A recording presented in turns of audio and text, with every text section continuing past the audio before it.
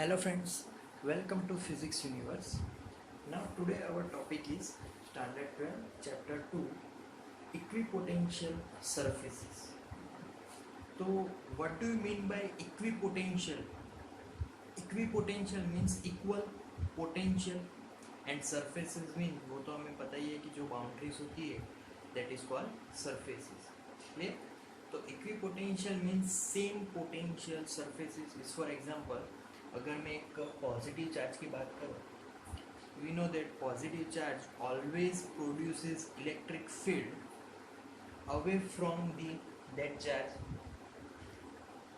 So like this clear so in all the direction जहाँ पर ये जो रेज है जहाँ पर मैंने नहीं बताए वहाँ पर भी इलेक्ट्रिक फील्ड प्रोड्यूस हो रहे हैं क्लियर तो ये जो पॉजिटिव चार्ज है अगर यहाँ पर मैं एक पॉइंट एज्यूम करूँगा तो इस पॉइंट से अगर मैं एक सर्कल एज्यूम करूँ सेम रेडियस का इस for example from this source that circle radius is R तो ये जो पूरा सर्कल है उसकी सारी सरफेस है सभी पॉइंट्स पे we get same electric field we get same electric field value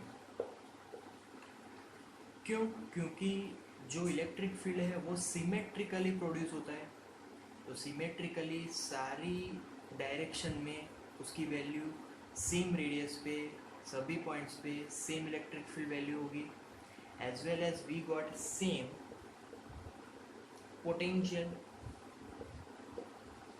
suppose के यहाँ पर जो पोटेंशियल है के क्यू अपॉन आर सिमिलर इस पॉइंट पे भी हमें के क्यू अपॉन आर मिलेगा इस पॉइंट पे भी के क्यू अपॉन आर मिलेगा तो सारे रेडियस पे सभी पॉइंट पे हमें सेम पोटेंशियल मिलेगा that's why it is called equipotential surface तो ये हमारी बन गई एक इक्विपोटेंशियल सरफेस अगर दूसरे मीनिंग में इसको समझा जाए तो यहाँ पर जो पोटेंशियल है यहाँ पर भी वही पोटेंशियल है अगर मैं किसी चार्ज को यहाँ से कोई दूसरा चार्ज है ये चार्ज तो अपना इलेक्ट्रिक फील्ड प्रोड्यूस कर ही रहा है बट कोई दूसरा चार्ज अगर यहाँ से यहाँ मूव करवाना हो तो फिर कितना वर्क लगेगा तो we know that work is depend on difference of potential Q delta V but यहाँ पे we know that all potentials are same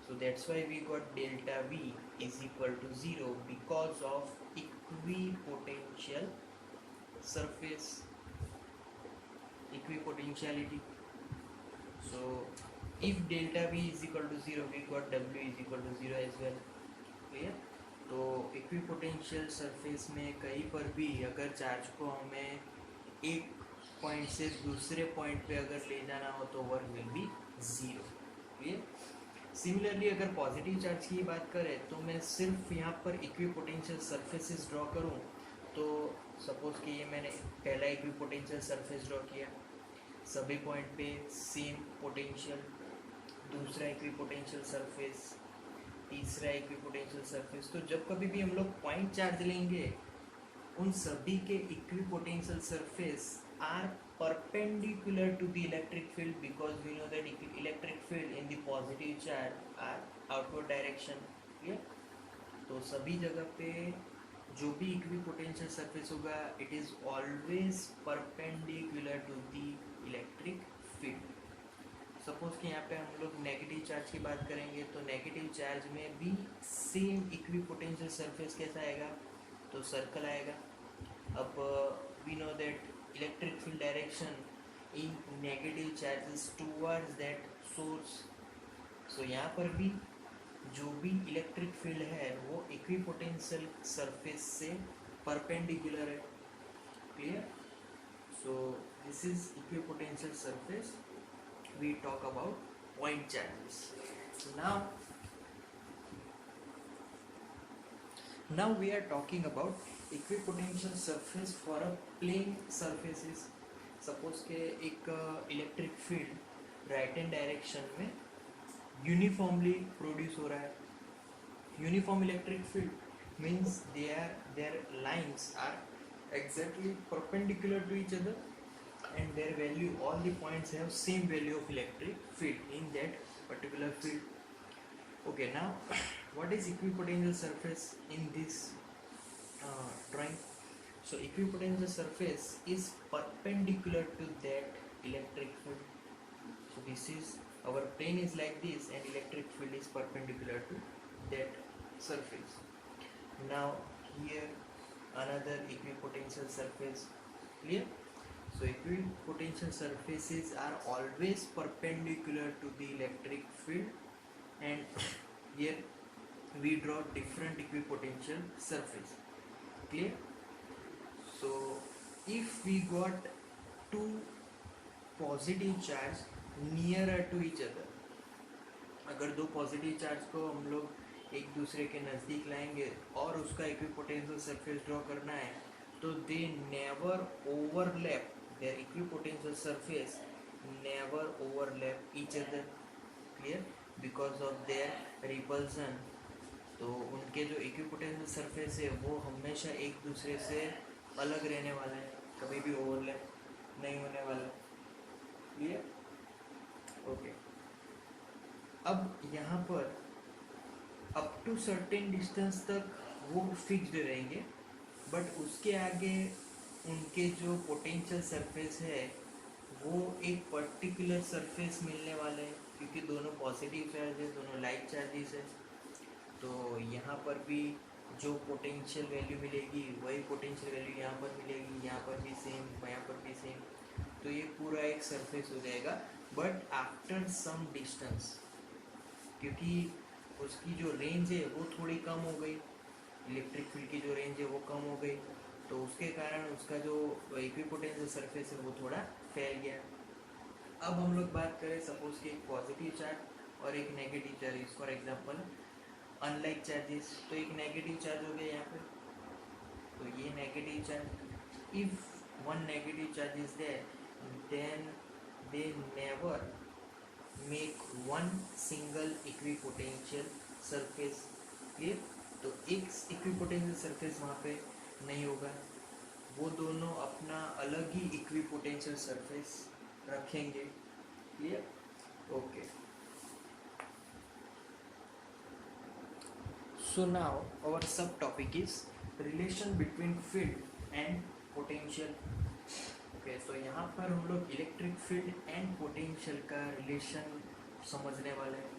तो उसको समझने के लिए हम लोग पहले तो दो सरफेसिस को ड्राइंग करते हैं। वो दो सरफेस है वो एक दूसरे के ऊपर जस्ट सिस्टम का ऐसे हमने ड्राइंग किया है, मतलब कि जो एक सरफेस है उसको हम लोग ए से डिनोट कर देते हैं, दूसरी सरफेस जो ऊपर वाली है उसको बी से डिनोट कर देते हैं। अब ये जो सरफेस है उसका potential is V and B surface is different from V, that is V plus delta V, मतलब कि पोटेंशियल में थोड़ा चेंज है, clear? Now due to this potential difference we got electric field in the upward direction, तो electric field we got in the upward direction perpendicular to the plane, clear? So electric field is perpendicular to the plane here. Whenever there is change in potential, we got electric field there. Clear? Okay, now यहाँ पर B point पे अभी एक unit charge है, that is Q. So Q value we know that it is 1 coulomb unit charge. अब हमें क्या करना है कि Q को मूव करके हमें उसको ए सरफेस पे ले जाना है। तो ए सरफेस पे अगर ले जाना है तो वहाँ पे वर्क करना पड़ेगा।